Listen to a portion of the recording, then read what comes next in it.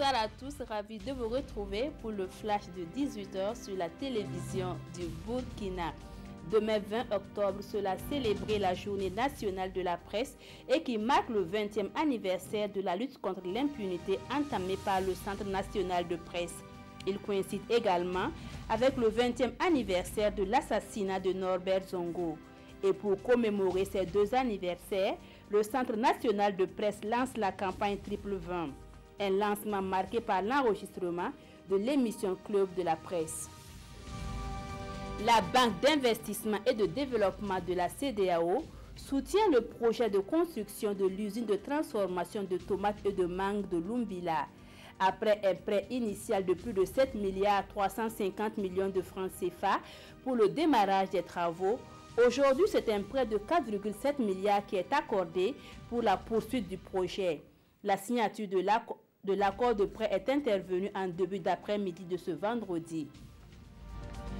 Le Premier ministre a clôturé cet après-midi l'Assemblée générale des EPE. 4 résolutions et 6 recommandations ont été prises et formulées. Ces résolutions sont relatives à 3 EPE qui sont invités à présenter leurs états financiers à la prochaine Assemblée. Quant aux recommandations, il est demandé aux EPE de s'approprier le budget programme, de transmettre leurs états financiers à bonne date à la Cour des comptes et de transmettre la liste des entreprises défaillantes à l'ARCOP.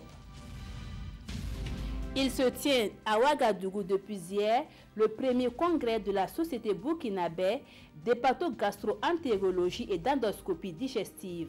Ce congrès, qui est un moment de partage de connaissances et d'expériences, se tient sous le thème « Cancer du foie et cancer du tractus digestif ». Cette rencontre de ces spécialistes a un double enjeu. Elle permettra de rappeler à tous l'importance d'une prise en charge adéquate de ces pathologies et aussi d'avancer dans la recherche de solutions. À l'étranger, à quelques jours du forum d'investissement de Riyad en Arabie Saoudite, l'on assiste à des annulations en cascade.